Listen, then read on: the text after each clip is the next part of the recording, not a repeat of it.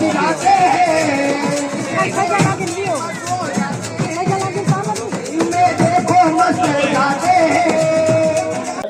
છો મિત્રો, તમારું સ્વાગત છે આજના મારા નવા વિડીયોમાં। આજે હું મહાશિવરાત્રિના મેળામાં આવ્યો છું અને તમે જોઈ શકો છો મહાશિવરાત્રિનો મેળો એટલે કે મોટો મેળો એટલે કે જૂનાગઢમાં થાય છે અને તમે જોઈ શકો છો અહીંયા ઘણું બધું પબ્લિક છે।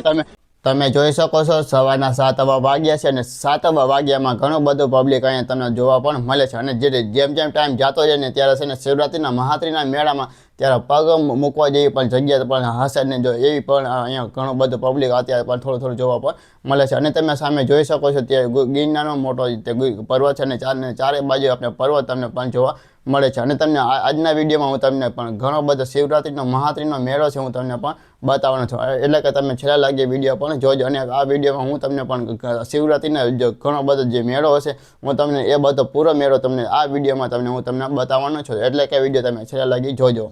દૂરથી તમને એક મંદિર જોવા મળે છે ત્યાં પણ એક પ્રાચીન પેપર હોય છે અને ત્યાં તે દામોદર કુંડ કે કહેવાય છે અને જૂનાગઢમાં ત્યાં દામોદર કુંડ ત્યાં પણ આવ્યું છે। તમે જોઈ શકો છો દૂરથી મંદિર મહારાષ્ટ્રનું ખૂબ મંદિર દેખાય છે। હવે હું છે ને એક દામોદર કુંડ પાસે ત્યાં જાઉં છું અને તમે જો દામોદર કુંડ પાસે એક પ્રાચીન પીપળો હોય છે હું તમને પણ બતાવવાનો છું અને એક ગુજરાતનું એક ફેમસ જો ગુજરાતી શૂટિંગ ફિલ્મમાં શૂટિંગ થયું હતું એટલે કે લાલો મૂવી તમે પણ લાલો મૂવી પણ તમે પણ જોયું હશે તો અહીંયા તો લાલો મૂવી શૂટિંગ તે પણ તે અહીંયા પણ દામોદર કુંડ પાસે ત્યાં પણ શૂટિંગ પણ થયું હતું।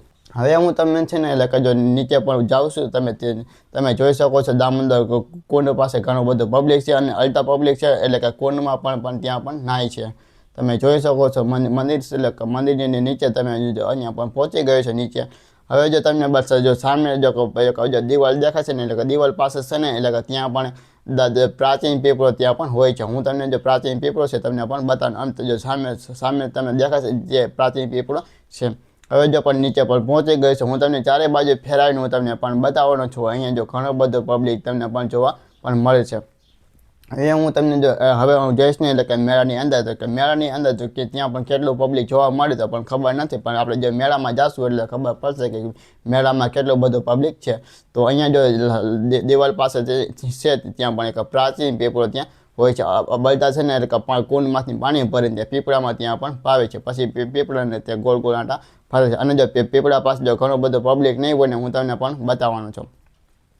અહીંયા તમને જો સામે છે ને એક પર્વત દેખાશે ને તે પણ તે જૂનાગઢની જો ગિરનારનો પર્વત હોય ને તેની બાજુમાં એક નાનો બીજો પર્વત હોય ને તો એ પર્વત આપને પણ દેખાય છે। હું તમને છે ને એટલે કે જૂનાગઢનો ગિરનારનો પર્વત હું તમને બતાવવાનો છું। અહીંયા જો તમને ઝાડ દેખાય છે ને એટલે કે ઝાડની પાછળ ત્યાં એક ગિરનારનો પર્વત છે તમને પણ સરખી રીતે આપણે જો દેખાતો નથી પર્વત હું તમને આગળ જઈને એક ગિરનારનો પર્વત છે હું તમને પણ બતાવવાનો છું। હવે જો પણ મેળાની અંદર પણ જાઉં છું। જૂનાગઢના મેળામાં પહોંચી ગયો છું। તમને સામે જો દેખાશે ને તે છે તળેટીનો મોટો ગેટ છે અને અહીંયા જો ઘણો બધો પબ્લિક છે મને તે ધીમે ઘણો બધો પબ્લિક છે તો અહીંયા પણ જોવા પણ મળે છે। તમે જોઈ શકો છો ઘણો બધો પબ્લિક છે જો કેટલો બધો પબ્લિક છે એટલે અહીંયા મેળામાં પણ પગ મૂકવા જેવી પણ જગ્યા નહીં હોય। જોઈ લો કે અહીંયા તળેટી પાસે પણ પહોંચી ગયો છું। તમે જોઈ શકો છો ઘણો બધો પબ્લિક છે અહીંયા મેળામાં છે। મેળામાં હું પણ પહોંચી ગઈ છું। અહીંયા તમને જો સામે દેખાય છે તે શિવલિંગ છે એટલે કે જૂના અખાડા અહીંયા જો ઘણો બધો પબ્લિક તમે જોવા મળે છે અને અત્યારે સવારના 10 વાગ્યા છે અને 10 વાગ્યામાં પણ ઘણો બધો પબ્લિક પણ જોવા મળે છે અને તમે જોઈ શકો છો ઘણો બધો પબ્લિક છે અને તમને જો તો હવે હું તમને છે ને એક આખો પૂરો તમને મેળો તમને પણ બતાવવાનો છું। અહીંયા સાધુ બાબા તે પણ ભક્તોને પણ ગીત ગાય છે।